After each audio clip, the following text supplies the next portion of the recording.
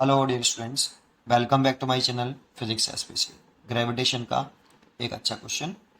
The force of interaction between semi circular ring and particle placed at the centre when each is of mass M. इस ring का भी मास M है और centre पर जो particle रखा है उसका भी मास एम है, और इस सेंटर पर रखे पार्टिकल पर ग्रेविटेशनल फोर्स पूछ रहा है। ठीक है, देखो न्यूटन लॉ ऑफ ग्रेविटेशन जो हम अप्लाई करते हैं वो पॉइंट मास के लिए लगाते हैं। तो ये वाला पार्टिकल तो पॉइंट मास है, लेकिन ये रिंग जो है एक कंटिन्यूअस मास है, तो न्यूटन लॉ ऑफ ग्रेविटेशन नहीं लगा पाएंगे। लेकिन फिर करें कैसे? तो हम क्या करें कि इस रिंग को इनफाइनाइट पार्ट में तोड़ लें, और जब इस रिंग को हम इनफाइनाइट पार्ट में ब्रेक कर लेंगे तो इसका ईच पार्ट एक पॉइंट मास की तरह से वेव करेगा, और फिर हम Newton law of gravitation apply कर पाएंगे। अब रिंग को तोड़ने का तरीका क्या है? तो रिंग को तोड़ने का तरीका है एक एंड से थीटा पे जाके, एक रिंग रिंग के एक एंड से थीटा पे जाके डी थीटा का एक छोटा सा एलिमेंट काटना। ये बहुत बड़ा कर दिया मैंने, छोटा सा एलिमेंट काटना है डी थीटा का, ये काट दिया देखो। अब इसको हम एक पॉइंट मास मान सकते हैं, और इसका मास मान लेते हैं कितना है, डी एम।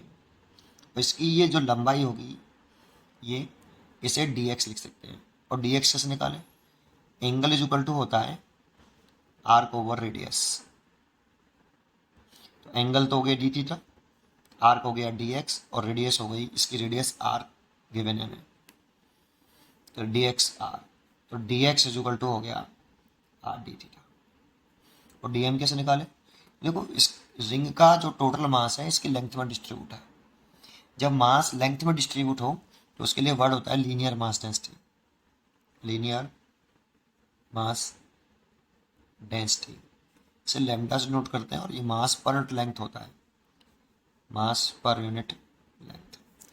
इसका मतलब होता है 1 मीटर लेंथ में जो मास डिस्ट्रीब्यूट है उसे लैम्डा बोलते हैं। 1 मीटर लेंथ में कितना मास डिस्ट्रीब्यूट है उसे लैम्डा बोलते हैं। तो 1 मीटर लेंथ में जो भी मास डिस्ट्रीब्यूट होगा उसे लैम्डा बोला जाएगा। तो मास कितना है इसका, एम है, और लेंथ लिखे इस रिंग की, तो पूरा सरकमफेरेंस 2 पाई आर होता है। तो आधा रिंग है, हाफ रिंग है, तो इसका सरकमफेरेंस कितना होगा, लेंथ कितनी होगी, पाई आर। ये जान तो क्या आ गया, किलोग्राम पर मीटर। मतलब अगर 1 मीटर लेंथ होगी तो उसका मास लैम्डा होगा। तो उधर सोचो, डी एक्स लेंथ का मास निकालना है, mass of element D x, mass of element D x, जिसे हमने डी एम बोला है। ये कैसे निकाला है? D m is equal to lambda into d x. भाई 1 मीटर लेंथ का मास लेमडा, तो डी एक्स लेंथ का mass lambda d x. 1 metre length का मास अगर लेमडा, तो डी एक्स लेंथ का मास लेमडा डी एक्स। तो lambda की वैल्यू पुट कर लो, एम पाई आर और डी एक्स। तो ये देखो डी एम निकले आए, और ऐसे इस पे डी एम इन्फानाइट होंगे, है ना। मैंने इसे काटा क्यों, समझ में आया होगा आपको, क्योंकि अगर पूरा रिंग देखें तो एक पॉइंट मास नहीं है, इसलिए न्यूटन लॉ ऑफ ग्रेविटेशन लगाने के लिए पॉइंट मास के लिए अप्लाई कर सकते हैं Newton law of gravitation. Gravitation force लगाना है तो इस रिंग को इनफाइनाइट पार्ट में अगर तोड़ लेंगे तो एवरी पार्ट एक पॉइंट मास की तरह से बिहेव करेगा। तो ये एक पॉइंट मास है और एक पॉइंट मास है, इन दोनों के बीच में अब न्यूटन लॉ ऑफ ग्रेविटेशन से ग्रेविटेशनल फोर्स निकाल लो। तो ये अट्रैक्टिव नेचर का होगा। कैसे नेचर का होगा, अट्रैक्टिव। तो देखो यहाँ थोड़ा सा इस जगह बना देता हूँ इसको, ऐसे है, ये पॉइंट मास था और ये छोटा सा मास है आपका डीएम, और ये आपका सेंटर है, और यहाँ पे आपका ये मास है कैपिटल है। तो ये लाइन जॉइनिंग हो गई, तो ये इस पर फोर्स लगाएगा इधर की तरफ, डी एफ। इस डी एफ की वैल्यू लिखना चाहें, D F is equal to Newton law of gravitation लगा दीजिए, दोनों मास का मल्टीप्लाई, ये कैपिटल एम है तो G capital M small d m, ये मल्टीप्लाई कर ली दोनों मास का, अपॉन इनके बीच की शॉर्ट एक्सेप्शन, जो कि इसकी रेडियस कैपिटल आर है इसीलिए इसकी सेपरेशन शॉर्ट एक्सेप्शन आर ही होगी, तो आर का स्क्वायर। डी एम की वैल्यू पुट कर दीजिए, मैंने निकाल रखा है, D F is equal to G capital M over R square, और डी एम की वैल्यू है मल्टीप्लाइड बाई कैपिटल एम बटे पाई आर है ना, और dx ये, है ना,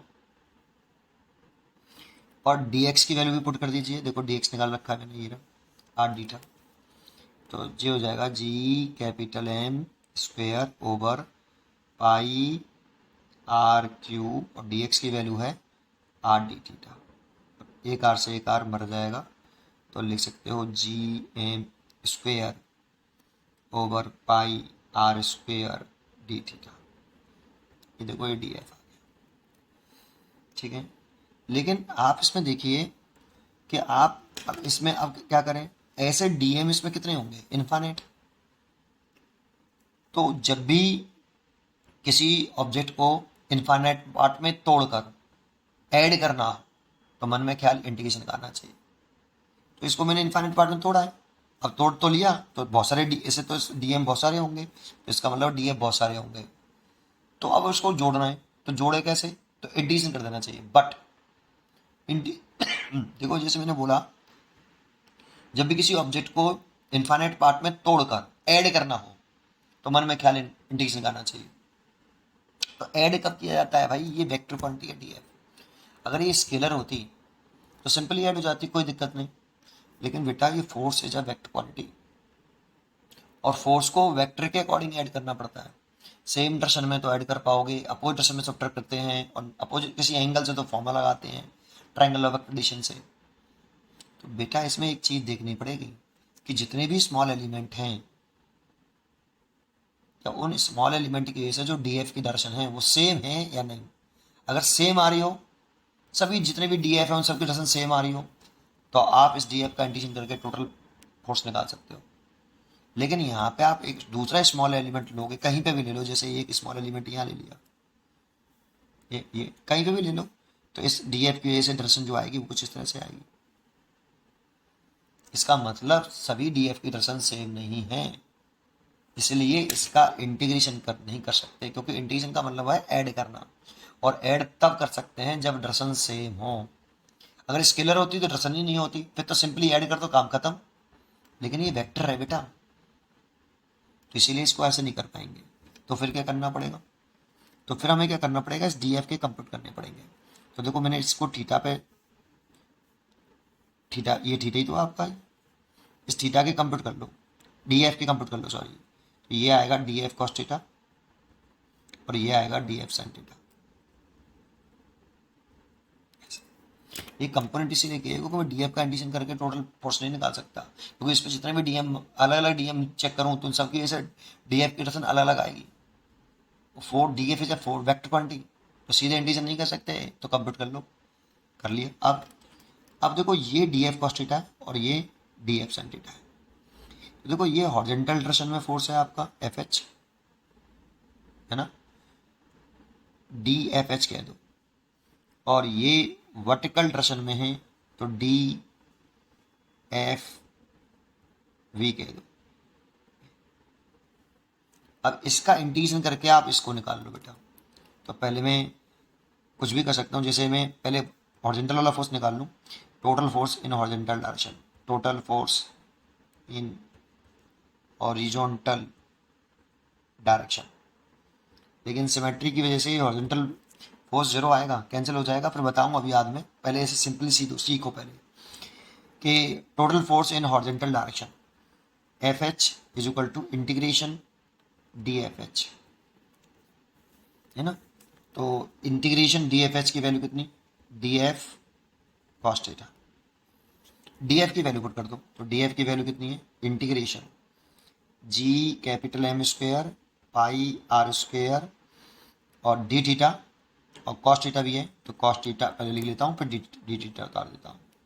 अब किसके रेस्पेक्ट में डिसीजन चल रहा है, थीटा के रेस्पेक्ट में, तो लिमिट थीटा की लिखनी पड़ेगी। तो देखो यहाँ पर थीटा पूरे रिंग की से निकालना है ना मेरे को, ग्रेविटेशनल फोर्स होल रिंग की वजह से, तो इस जगह पे थीटा कितना, तो सोचो अगर ये वाला पॉइंट जो है यहाँ आ जाए तो थीटा घट के जीरो हो जाएगा, तो इस वाले पॉइंट पर थीटा जीरो, और यही वाला पॉइंट यहाँ पे इस वाले एंड पर पूरी रिंग की से निकालना है, तो थीटा कितना, ये घूम के ऐसे आ जाए तो थीटा 180 डिग्री, 0 to पाई। पूरी रिंग के लिए देखें तो इस जगह पे थीटा जीरो होगा, और पूरा घूम के इस वाले एंड पे पहुंच जाए तो थीटा 180 डिग्री होगा। तो 0 टू पाई हमें इंटीग्रेशन करना चाहिए, तो 0 टू पाई इंटीग्रेशन कर दो। तो इंटीग्रेशन करें तो देखो इसमें कांस्टेंट टर्म तो क्या है, ये अलग कर लेता हूँ, GM² बटे पाई आर स्क्वायर, ये तो कांस्टेंट टर्म है। और कॉस थीटा का इंटीग्रेशन करें तो साइन थीटा, और लिमिट हो गई इसकी 0 टू पाई। नेक्स्ट पेज पे करता हूँ। तो क्या लिख सकते हैं, तो FH हॉरिजॉन्टल डायरेक्शन में जो फोर्स आ रहा है वो कितना आ रहा है वो देखते हैं। तो G⁻M² over pi R square, और साइन थीटा का लिमिट पुट कर दें तो theta sine pi minus sine 0। अब G⁻M² बटे pi R square, sine pi की वैल्यू 0, साइन 180 की डिग्री 0, इसकी वैल्यू 0, तो टोटल फोर्स आया 0। हॉरिजॉन्टल डायरेक्शन में कोई फोर्स नहीं आ रहा बेटा, हॉरिजॉन्टल डायरेक्शन में नेट फोर्स 0 है। क्यों 0 है अभी इसे समझाऊंगा अभी, पर निकालते ऐसे ही। एंड वर्टिकल डायरेक्शन में नेट फोर्स निकालें, total gravitational force in vertical direction, vertical direction. तो वर्टिकल डायरेक्शन में लिखें तो FV is equal to integration DFV, और इंटीग्रेशन DFV की वैल्यू है DF साइन थीटा। ये देखो इसका एक कंपोनेंट ये था, एक ये था, और स्मॉल का ही तो किया था, है ना। तो उसका इंटीग्रेशन करके तो टोटल निकलेगा भी, ठीक है। लिमिट लिखें तो DF की वैल्यू तो पुट कर देंगे तो 0 से पाई, पूरी रिंग के से निकालना है। DF की वैल्यू पुट कर दें तो integration G⁻M² pi R square D theta. DF की वैल्यू पुट कर दी गई pi R square, D theta है, और पहले साइन थीटा लिख लेता हूँ फिर डी थीटा लिख लेता हूँ, ये तो बाहर आ जाएगा, और 0 से पाई लिमिट है। साइन थीटा का इंटीग्रेशन होता है माइनस के कॉस थीटा, तो GM² बटे पाई आर स्क्वायर बाहर आ गया, और इसका इंटीग्रेशन हो गया मल्टीप्लाइड बाई माइनस के कॉस थीटा, लिमिट हो गई 0 टू पाई। तो माइनस साइन पहले बाहर लिख लो, GM² बटे पाई आर स्क्वायर, फिर लिमिट पुट कर दो cos pi minus cos 0 degree, ठीक है। तो माइनस के GM² upon pi R square, cos pi की जो वैल्यू है वो है -1, और कॉस 0 की वैल्यू है वो +1, तो माइनस पहले से है तो +1, माइनस के 2 हो गया, दोनों को ऐड करें तो माइनस के 2 और माइनस माइनस प्लस, तो प्लस के 2GM² बटे pi R square. Vertical direction में ये फोर्स है, तो आप नेट फोर्स निकालोगे तो यही नेट हो गया नेट फोर्स, और इंटर डायरेक्शन में तो कुछ है ही नहीं है, तो वर्टिकल डायरेक्शन में ही है तो यही है नेट फोर्स हो गया FV, 2GM² upon pi R square F net. Answer तो यही हो गया। लेकिन एक बात समझते हैं, सिमेट्री से एक चीज़ सीखते हैं, इसमें कॉन्सेंट्रेट करना बेटा। ऐसे ऐसी रिंग थी, अब देखो इस पे जो छोटा सा मास था ये थीटा पे जाके, ये जो थीटा पे जाके ये छोटा सा मास था, इसकी वजह से ग्रेविटेशनल फोर्स ऐसे आ रहा था DF। इसका एक कंपोनेंट किया ऐसे तो ये आया था DF कॉस थीटा, और एक कंपोनेंट आया ऐसे, ये आया DF साइन थीटा।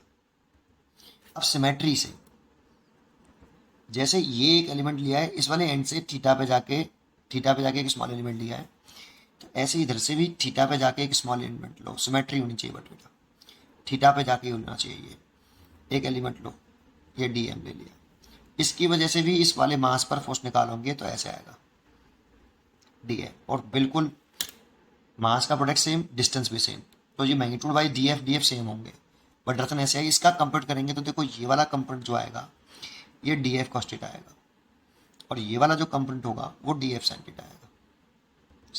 देखो ये एक दूसरे को कैंसिल कर देंगे क्योंकि इक्वल है मैग्नीट्यूड में, और डायरेक्शन में अपोजिट है, तो एक दूसरे को कैंसिल कर देंगे तो बस ये वाला तो बचेगा, और ये डायरेक्शन सेम है तो ऐड होंगे। ऐसे ही इसमें बहुत सारे एलिमेंट होंगे, उसके हॉरिजॉन्टल कंपोनेंट हमेशा कैंसिल होते जाएंगे, और केवल वर्टिकल कंपोनेंट जो है बचेंगे। इसीलिए यहाँ पे हॉरिजॉन्टल डायरेक्शन में फोर्स जो आया वो 0 आया, और वर्टिकल डायरेक्शन में जो फोर्स है वो 0 नहीं आ रहा है। तो आप चाहो तो सिमेट्री से कर सकते थे कि हॉरिजॉन्टल कैंसिल हो गए, केवल वर्टिकल का ही आप निकाल सकते थे, ये वाला पोर्शन नहीं करते, केवल आप ये वाला हॉरिजॉन्टल वाला करते ही नहीं, वो सिमेट्री से कहते थे कि 0 आए। लेकिन मैंने करके दिखाया कि हॉरिजॉन्टल वाला 0 आ रहा है। उम्मीद करता हूँ कि आपको ये जरूर समझ में आया होगा। पढ़ते रहिए और खुश रहिए। Thank you.